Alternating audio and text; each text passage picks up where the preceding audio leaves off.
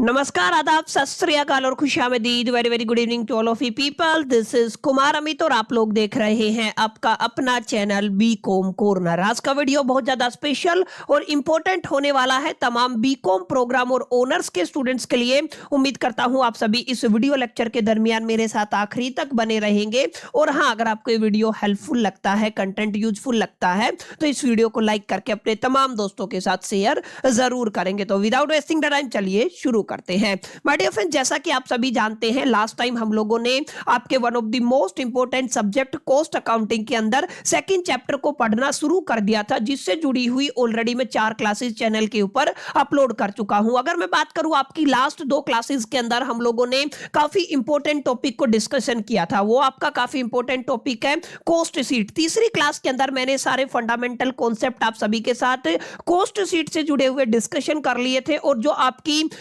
तीसरी और चौथी क्लास थी, वहां पर हम लोगों ने देखा, जब भी आप लोग कॉस्ट शीट की बात करते हैं और कॉस्ट शीट से जुड़े हुए जितने भी प्रैक्टिकल क्वेश्चंस होते हैं या न्यूमेरिकल्स होते हैं, उन न्यूमेरिकल्स के ऊपर किस तरीके की अप्रोच आपको लेनी है और किस तरीके से एक पर्टिकुलर न्यूमेरिकल को उसके आंसर तक पहुंचाना है। तो लास्ट जो 2 क्लासेस थी हमारी, क्लास नंबर 3 और क्लास नंबर 4, वहां पर हम लोगों ने भर भर के आपकी बड़ी बड़ी जो काफी कॉम्प्लिकेटेड न्यूमेरिकल्स थी उनको डिस्कशन कर लिया था। फाइनली आज का क्लास नंबर 5 रहेगा और मैं आपको बताता चलूं, ये आखिरी क्लास रहेगी आपके सेकंड चैप्टर से जुड़ी हुई। इस क्लास के बाद आपका ये चैप्टर कंप्लीट होने वाला है। और आज की क्लास के अंदर हम 2 काफी इंपॉर्टेंट टॉपिक्स पर थोड़ा थोड़ा डिस्कशन करने वाले हैं। पहला टॉपिक आपका रहेगा कॉस्ट रिकॉर्ड को लेकर के। आप सभी जानते हैं, आपने कॉस्ट शीट प्रिपेयर किया है, तो ऑब्वियस सी बात है हर एक इंस्टीट्यूशन ऑर्गेनाइजेशन को अपने कॉस्ट रिकॉर्ड्स को मेंटेन करना पड़ता है। तो हम उसके मेंटेनेंस को यहाँ पे अंडरस्टैंड करने वाले हैं। अलोंग विद हम आज समझेंगे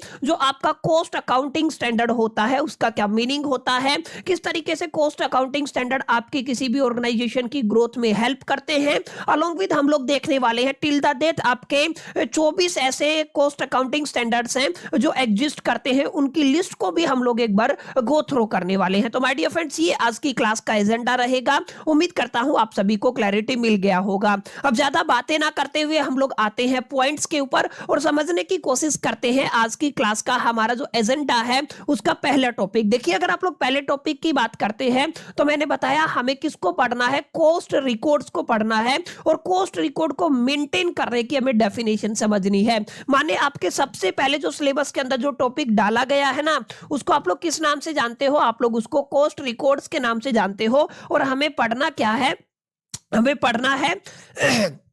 हमें पढ़ना है maintenance of the cost record को। समझ में आया?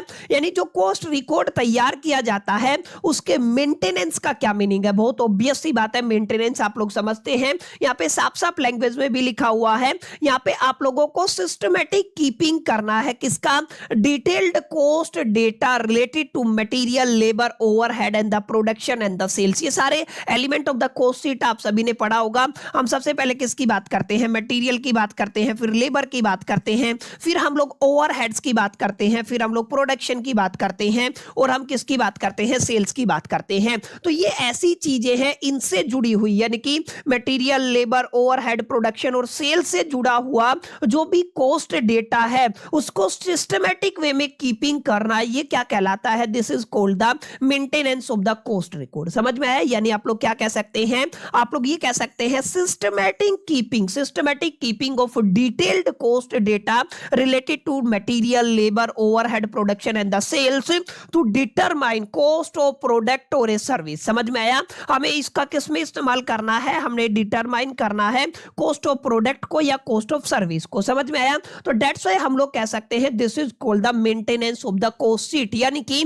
कोई भी ऑर्गेनाइजेशन एक बार कॉस्ट शीट तैयार कर लेता है तो उसकी ये हम्बल रिस्पॉन्सिबिलिटी बन जाती है, उसकी ये अकाउंटेबिलिटी बन जाती है कि उसको आपके कॉस्ट रिकॉर्ड को मेंटेन करना होगा। वो कॉस्ट रिकॉर्ड आपके लेबर से जुड़े हुए हैं, मटेरियल से जुड़े हुए हैं, ओवरहेड से जुड़े हुए हैं, प्रोडक्शन से जुड़े हुए हैं और फाइनली आप लोग कह सकते हैं सेल से जुड़े हुए हैं। ये कुछ ऐसे रिकॉर्ड है जिनके बिहा पे हम लोग डिटरमाइन करते हैं कि इसको आपका जो कॉस्ट ऑफ प्रोडक्ट कितना बना है या कॉस्ट ऑफ सर्विस कितना बना है। और इन शॉर्ट में माय डियर फ्रेंड्स, आप लोग ये कह सकते हो जो आपका कॉस्ट रिकॉर्ड है वो आपका बैकबोन रहता है किसका? कॉस्ट अकाउंटिंग का। कॉस्ट अकाउंटिंग की जो रीढ़ की हड्डी है उसका का काम कौन करता है? आपका कॉस्ट रिकॉर्ड्स काम करते हैं। समझ में आया?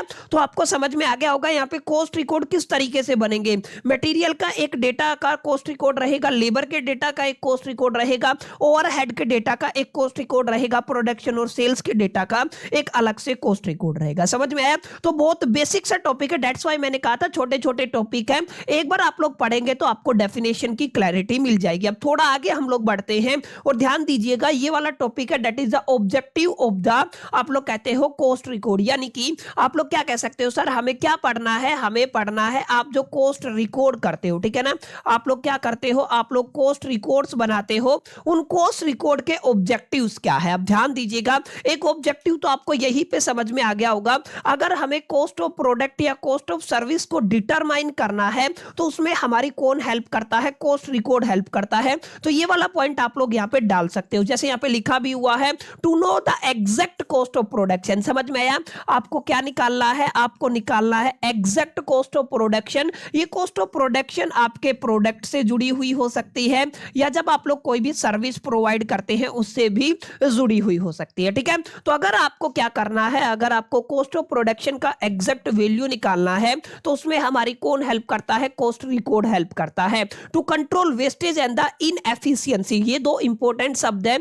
किसको कंट्रोल करना है? आपको वेस्टेज को कंट्रोल करना है, अलोंग विद आपको इनएफिशिएंसी को भी क्या करना है? कंट्रोल करना है। एक ऑर्गेनाइजेशन के अंदर, एक फर्म के अंदर बहुत बार क्या होता है ना, आपका वेस्टेज मटेरियल बहुत ज्यादा हो जाता है या इनएफिशिएंसी बहुत ज्यादा हो जाता है। इन दोनों चीजों को कंट्रोल करने में हमारी कौन मदद करता है? हमारी मदद करते हैं आपके कॉस्ट रिकॉर्ड, ठीक है। यहीं से सारा डेटा निकल के आता है। इसके अलावा आप लोग ध्यान रखिएगा, अगर आप लोग फिक्स करना चाहते हैं किसको? सेलिंग प्राइस को। किस तरीके से? साइंटिफिकली। तो हमें किसकी जरूरत पड़ती है माय डियर फ्रेंड्स? हमें जरूरत पड़ती है कॉस्ट रिकॉर्ड की। आगे अगर आप लोग बात करेंगे to help the management in the decision making, this is going to be very important. एक पर्टिकुलर मैनेजमेंट है उसकी हमें हेल्प करनी है किसमें my dear friend? Decision making के अंदर। तो वहां पर भी आपकी कौन हेल्प करता है? कॉस्ट रिकॉर्ड हेल्प करते हैं। माने कॉस्ट रिकॉर्ड हर एक एस्पेक्ट में किसी भी ऑर्गेनाइजेशन के प्रोडक्शन से जुड़े हुए डिपार्टमेंट में बहुत हेल्प करता है, डिसीजन मेकिंग में बहुत हेल्प करता है, जो सेलिंग प्राइस को फिक्स करने में बहुत हेल्प करता है। और यहाँ पे याद रखिएगा, यहाँ पे ये काफी हद तक आपकी मदद करता है प्रॉफिटेबिलिटी को इंक्रीज करने में। समझ में आया? To comply with the legal requirement in some industries, यहाँ पे क्या होता है, कुछ इंडस्ट्री में लीगल रिक्वायरमेंट के साथ कंपाइल करने में भी ये काफी हद तक हमारी मदद करता है। समझ में आया? तो ये आपको कुछ बुनियादी तौर पे बातें समझ में आनी चाहिए कि सर आपके कॉस्ट रिकॉर्ड्स के ऑब्जेक्टिव क्या क्या रहते हैं, बेसिक ऑब्जेक्टिव है, जिनको अगर आप लोग एक बार गो थ्रू करते हैं तो चीजें आपको बहुत हद तक क्लियर हो जाएंगी। अब सबसे जरूरी जो क्वेश्चन और बहुत आसान है मेरे हिसाब से, जिसको एग्जामिनेशन के अंदर कई बार पूछ लिया जाता है, वो रहने वाला है types of the cost records. कितने तरीके के कॉस्ट रिकॉर्ड्स आप लोग तैयार करते हैं? वैसे तो मैंने आपको बताया आप लोग मेजरली कहां से शुरुआत करेंगे? मटेरियल से, लेबर से, ओवरहेड से, प्रोडक्शन से और सेल से। टोटल 6 होते हैं, लेकिन आपके एग्जामिनेशन के पॉइंट ऑफ व्यू से आपको केवल और केवल 4 पढ़ने हैं। माने सबसे पहला जो आपका रिकॉर्ड मेंटेन करना है, आपको जो type of the cost record maintain करना है वो क्या कहलाएगा? मटेरियल रिकॉर्ड कहलाएगा। दूसरा आपका लेबर रिकॉर्ड कहलाएगा। तीसरा आपका ओवरहेड रिकॉर्ड कहलाएगा और चौथा आपका कॉस्ट शीट कहलाएगा। समझ में आया? अगर आप लोग ध्यान देंगे तो मटेरियल, लेबर और ओवरहेड ये तीनों ही चीजें कहीं ना कहीं आपके कॉस्ट, आपकी लागत का हिस्सा है। दैट्स व्हाई इन तीनों को हमें यहाँ पे मेंटेन करना पड़ता है। माने हम लोग ये कह सकते हैं सर आपकी जो कॉस्ट होती है ना, उस कॉस्ट के अंदर आपका मटेरियल भी आता है, आपका लेबर भी आता है और साथ में आपका ओवरहेड भी आता है, ठीक है, इनडायरेक्ट एक्सपेंसेस। तो ये किसका हिस्सा होते हैं? कॉस्ट का हिस्सा होते हैं। दैट्स व्हाई हमें यहाँ पे इनको क्या करना पड़ता है? मेंटेन करना पड़ता है। अलोंग विद हमें क्या पढ़ना है? कॉस्ट शीट पढ़ना है। कॉस्ट शीट के अंदर आपका सारा मामला निपट जाता है। जैसे अगर आपको क्या निकालना है, अगर आपको प्राइम कॉस्ट निकालना है तो सब आपको यहाँ पे मिल जाता है। अगर आपको माय डियर फ्रेंड्स ग्रोस या नेट फैक्ट्री कॉस्ट निकालना है, मैं लिख देता हूं आपको क्या निकालना है, ग्रोस या नेट फैक्ट्री कॉस्ट। सारी चीजें मैं पढ़ा चुका हूं अपनी क्लासेस के अंदर, अगर आपने पिछली 4 क्लासेस लगाई है तो आप लोग सारी बातें समझ पा रहे होंगे। अगर आपको नेट या ग्रोस फैक्ट्री कॉस्ट अगर आपको निकालना है, अगर आपको प्रोडक्शन कॉस्ट अगर आपको निकालना है, और अगर आप लोगों को सेल्स निकालना है, प्रॉफिट निकालना है, ये तमाम चीजें आपको कहां पे इंक्लूड की जाती है? कॉस्ट शीट के अंदर या कॉस्ट स्टेटमेंट के अंदर इंक्लूड की जाती है।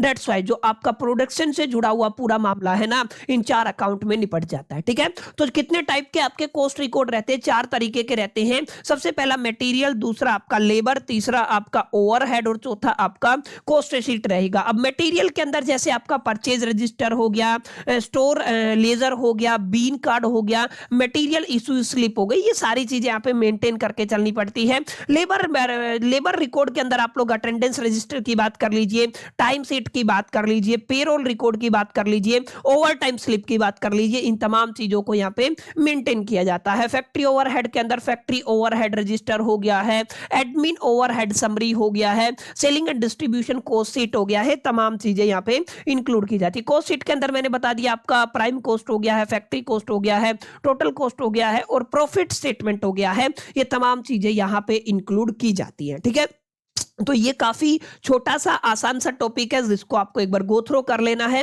और अपने एग्जामिनेशन के अंदर आपको पूछा जाता है तो बड़े प्यार से इसको लिख के आना है। समझ में आया? अभी तक हम लोगों ने 3 बातों पर एक तरीके से बुनियादी तौर पर डिस्कशन किया है। पहला, कॉस्ट रिकॉर्ड के मेंटेनेंस का क्या मीनिंग होता है, उसके बाद हमने देखा जो कॉस्ट रिकॉर्ड बनाए जाते हैं उनके ऑब्जेक्टिव्स क्या हैं, और हम लोगों ने देखा कितने टाइप के कॉस्ट रिकॉर्ड है जो आपके एग्जामिनेशन के लिहाज से इंपॉर्टेंट रहने वाले हैं। अगर आप लोग थोड़ा आगे बढ़ते हैं तो यहाँ पे काफी इंपॉर्टेंट बात मैं आप सभी के साथ डिस्कशन करने वाला हूं, इसको आपको थोड़ा सा ध्यान से समझना है, अच्छे से समझना है।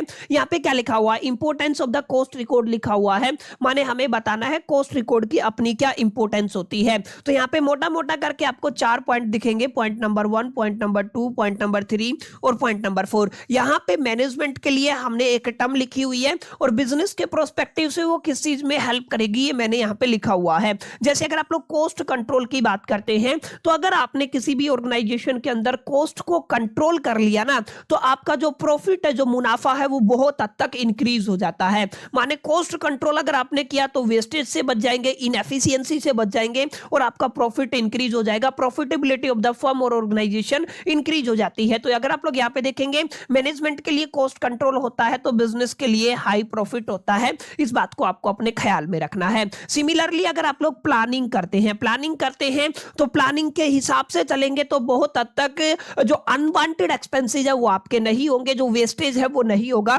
यानी आप लोग ये कह सकते हैं प्लानिंग के अंदर वेस्ट जो है ना वो काफी हद तक रिड्यूस हो जाता है। मैंने ये नहीं कहा कि आपका नील हो जाता है या जीरो हो जाता है, मैंने क्या कहा है, ना तो मैंने नील कहा है, मैंने ना जीरो कहा है, मैंने कहा है काफी हद तक जो ये वेस्टेज है ये रिड्यूस हो जाता है, क्योंकि हमने जो भी काम किया है, जो भी एक्टिविटी की है वो प्लानिंग की है, अकॉर्डिंग टू द प्लानिंग की है। दैट्स व्हाई वेस्टेज का जो एक तरीके से वेस्टेज है उसका जो रिडक्शन हो जाता है वो रिड्यूस हो जाता है। अगर आप लोग बजटिंग की बात करते हैं, काफी डिटेल में जाकर के पढ़ोगे, बजटिंग का सीधा सीधा रिलेशन, सीधा सीधा संबंध एफिशिएंसी के साथ रहने वाला है, और डिसीजन मेकिंग के अंदर हमें कॉम्पिटिटिव प्राइसिंग मिल जाता है। ठीक है, तो ये बेसिक बातें हैं जो कहीं ना कहीं एज ए एक्सट्रैक्ट मैं आप सभी के लिए लिख के लेके आया हूं।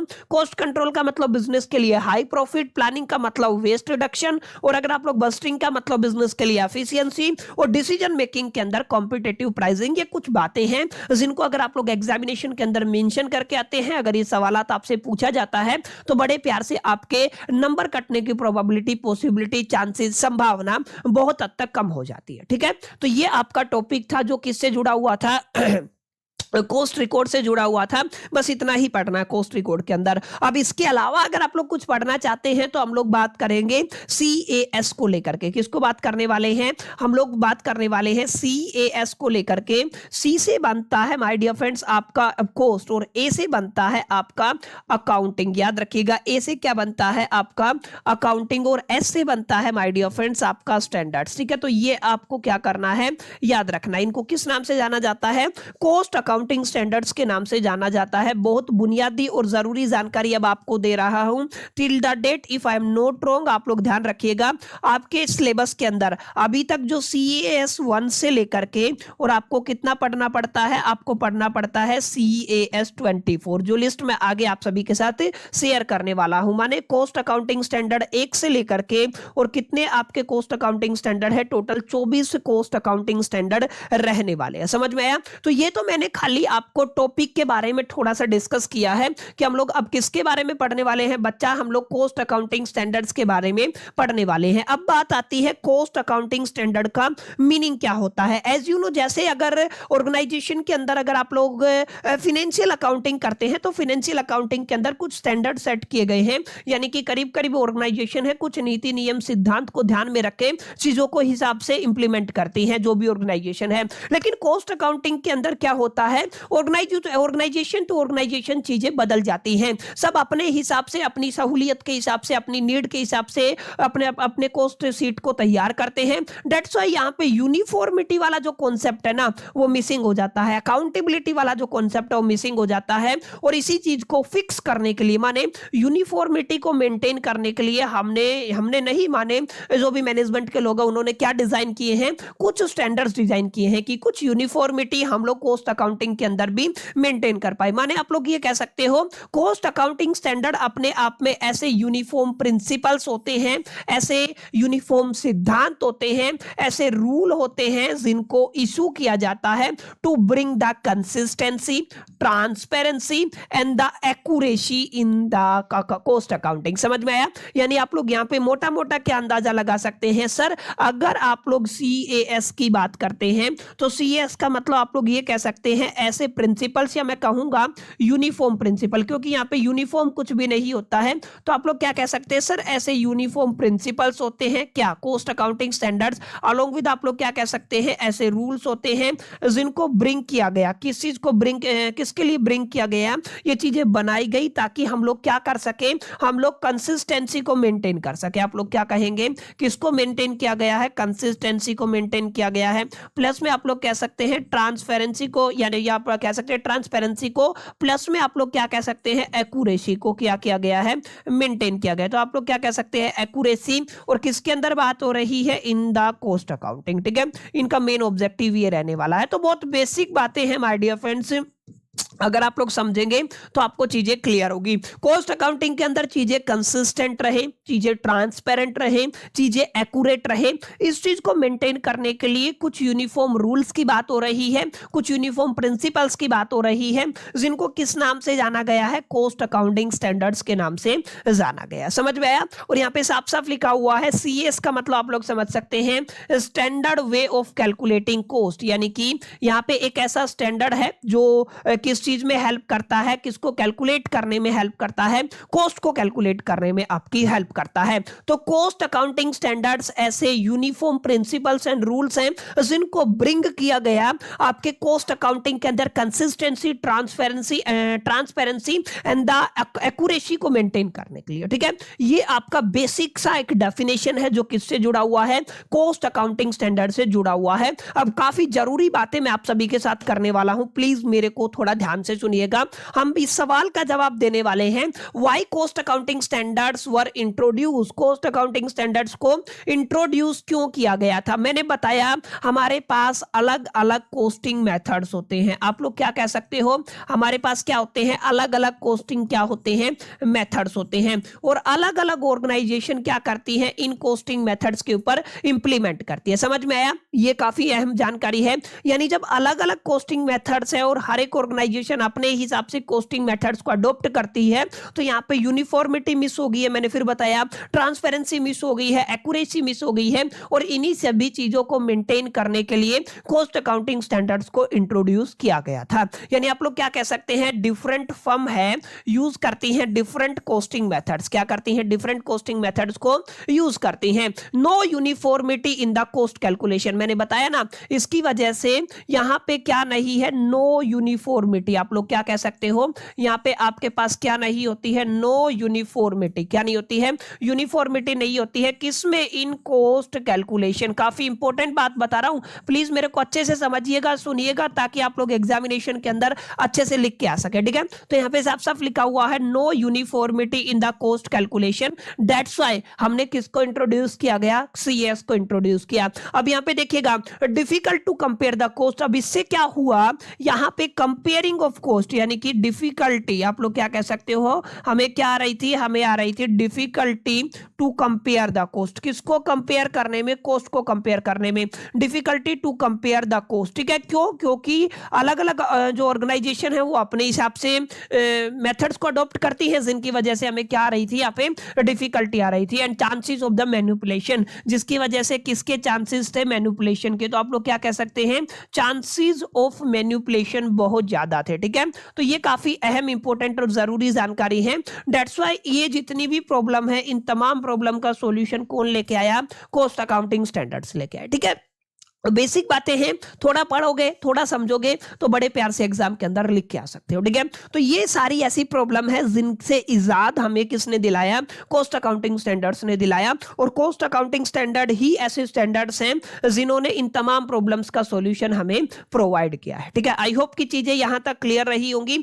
अब हम थोड़ा आगे बढ़ेंगे और चीजों को और बेहतर तरीके से समझने की, अंडरस्टैंड करने की कोशिश करेंगे। यहां पे क्या लिखा हुआ है, ध्यान रखिएगा, मैं आपको देने वाला हूं ऐसे 24 कॉस्ट अकाउंटिंग स्टैंडर्ड्स की लिस्ट, जिनको आपको याद करना है, अपने जहन में रखना है। अगर आप लोग चाहते हैं इस सब्जेक्ट के ऊपर मास्टरी करना, अगर आप लोग चाहते हैं इस सब्जेक्ट के अंदर आउट ऑफ आउट स्कोर करना, अगर आप लोग चाहते हैं एक स्ट्रॉन्ग फाउंडेशन का निर्माण करना, तो ये 24 के 24 कॉस्ट अकाउंटिंग स्टैंडर्ड्स आपके जहन में, न केवल जहन में बल्कि दिलो दिमाग में भी होने चाहिए, ताकि अगर आपको आधी रात भी उठा करके पूछा जाए ना, मैंने कहा आपका कॉस्ट अकाउंटिंग स्टैंडर्ड 3 किससे संबंध रखता है, आप बता दे, बड़े प्यार से। समझ में आया? तो 24 है केवल और केवल, 8 के बैच है, 8 यहां पे है, 8 अगली स्लाइड में है और 8 अगली स्लाइड में है। ये आखिरी अध्याय, आखिरी टॉपिक है इस चैप्टर का। इसके बाद ये चैप्टर आपका कंप्लीट हो जाएगा और इससे बाहर एग्जामिनेशन के अंदर आपसे कुछ नहीं पूछा जाएगा। बहरहाल बातें करते हैं आपके CAS1 की, माने कॉस्ट अकाउंटिंग स्टैंडर्ड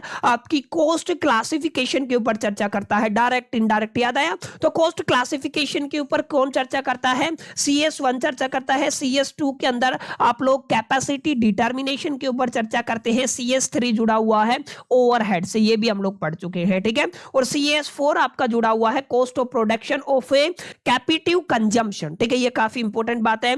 जो आपका CS5 जुड़ा हुआ है एवरेज कॉस्ट ऑफ ट्रांसपोर्टेशन से। और अगर आप लोग CS6 की बात करते हैं तो मटेरियल कॉस्ट से जुड़ा हुआ है, पढ़ेंगे, इसके ऊपर अलग से एक चैप्टर है। CS7 एम्प्लॉयज कॉस्ट से जुड़ा हुआ है। और अगर आप लोग CS8 की बात करते हैं तो कॉस्ट ऑफ यूटिलिटीज से जुड़ा हुआ है। ठीक है, मटेरियल भी है, एम्प्लॉयज भी है आपके सिलेबस में। जो इससे अगला चैप्टर आएगा ना, चैप्टर नंबर 3, वहां पर हम लोग मटेरियल कॉस्ट को ही शुरू करने वाले हैं, यानी आप लोग कह सकते हैं कॉस्ट अकाउंटिंग स्टैंडर्ड 6 को ही डिस्कस करेंगे। ठीक है, क्लासिफिकेशन ऑफ कॉस्ट हम लोग पढ़ चुके हैं। CS1 को हम कहां पे पढ़ा था? ये हम लोगों ने आपके इसी चैप्टर 2 के अंदर पढ़ा था, जहां पर मैंने बड़े डिटेल से क्लासिफिकेशन आपको समझा दी थी। CS3 भी हम लोग चैप्टर 2 के अंदर पढ़ चुके हैं। हम लोगों ने ओवरहेड्स को पढ़ा था, फैक्ट्री ओवरहेड, तीनों तरीके के ओवरहेड को अच्छे से अंडरस्टैंड कर लिया था। और जो डायरेक्ट और इनडायरेक्ट ओवरहेड्स होते हैं उनके बीच में भी हम लोगों ने फर्क को समझाते हैं। वो चीजें हैं जो हम लोग अक्सर पढ़ते आए हैं। ठीक है, बात करते हैं कॉस्ट अकाउंटिंग स्टैंडर्ड नंबर 9 की। ये पैकिंग मटेरियल कॉस्ट से जुड़ा हुआ है।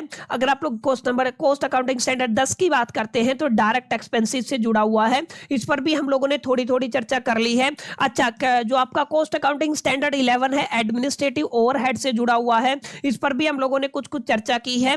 आपका जो 12 है वो रिपेयर एंड मेंटेनेंस कॉस्ट से जुड़ा हुआ है। 13 है वो cost of service cost centre से जुड़ा हुआ है। ये एक टॉपिक है जो मैंने मिस कर दिया है, ये मैं आपको पढ़ाऊंगा, डोंट वरी। ठीक है ना, ये टॉपिक मैं आपको अलग से एक वीडियो डाल करके पढ़ा दूंगा। ये सेकंड चैप्टर का ही हिस्सा है, एग्जामिनेशन का पॉइंट ऑफ व्यू से इतना जरूरी नहीं है, लेकिन मैं नहीं चाहता कोई चीज आपकी रह जाए, तो मैं आपको एक अलग से वीडियो, जब भी मैं फ्री रहूंगा ना, आपको एक वीडियो प्रोवाइड कर दूंगा। आप लोग उसको देख लीजिएगा, आपको क्लैरिटी मिल जाएगा। अगर आप लोग कॉस्ट अकाउंटिंग स्टैंडर्ड CS14 की बात करते हैं तो ये पोल्यूशन कंट्रोल कॉस्ट से जुड़ा हुआ है। 15 आपका सेलिंग एंड डिस्ट्रीब्यूशन ओवरहेड से जुड़ा हुआ है। 16 depreciation and the amortization optimization से जुड़ा हुआ है। ऐसे अगर आप लोग 17 की बात करते हैं, इंटरेस्ट एंड फाइनेंसिंग चार्ज से जुड़ा हुआ है। 18 आपका रिसर्च एंड डेवलपमेंट कोस्ट से, 19 आपका जॉइंट कोस्ट से, 20 आपका royalty and the technical know how fees से, और 21 आपका क्वालिटी कंट्रोल से, 22 मैन्युफैक्चरिंग कोस्ट से, 23 आपका कॉस्ट ऑफ बाय प्रोडक्ट और स्क्रैप से, और 24 आपका treatment of government grants and the subsidy से जुड़ा हुआ है। ठीक है, तो जो आपका 24 है वो आपके गवर्नमेंट जो ग्रांट देती है या जो सब्सिडीज देती है उससे जुड़ा हुआ है। आपका cost accounting standard number 24, according to me आप अगर इन 24 को मेमोराइज कर लेते हैं तो आपको इसके अलावा कुछ और पढ़ने की जरूरत नहीं है। और ये माय डियर फ्रेंड्स आपका आखिरी टॉपिक था इस चैप्टर से जुड़ा हुआ, जो आपका सेकंड चैप्टर है। काफी किताबों में इस चैप्टर को कॉस्ट शीट के नाम से पढ़ाया जाता है और काफी किताबों में इसको अलग अलग नाम से पढ़ाया जाता है। मैंने आपको ये चैप्टर इंट्रोड्यूस कराया, किस नाम से इंट्रोड्यूस कराया? हम लोगों ने इसको पढ़ा कि एग्जैक्टली हमें क्या पढ़ना है, कॉस्ट कॉन्सेप्ट को पढ़ना है एंड क्लासिफिकेशन कॉस्ट शीट को पढ़ना। Cost concept and the classification, जहां पे हम लोग किसकी बात करते हैं, कॉस्ट शीट की बात करते हैं। टोटल 5 क्लासेस के अंदर मैंने पूरे चैप्टर को आप सभी तक पहुंचाने की कोशिश की है। उम्मीद करता हूं ये मेरी जो कोशिश है वो एक तरीके से सक्सेसफुल रही होगी, आप सभी को चीजें समझ में आई होंगी, आप आज का सेशन भी आपको पसंद आया होगा। चीजें अगर आपको अच्छी लगी तो इस वीडियो को लाइक जरूर कर दीजिएगा, दोस्तों के साथ शेयर करना मत भूलिएगा। पहली दफे चैनल पे आए हैं तो सब्सक्राइब करके बेल आइकन को जरूर प्रेस कर दीजिएगा। अगली वीडियो के अंदर मिलते हैं, जब तक के लिए मैं तो सोल the best, till the keep learning.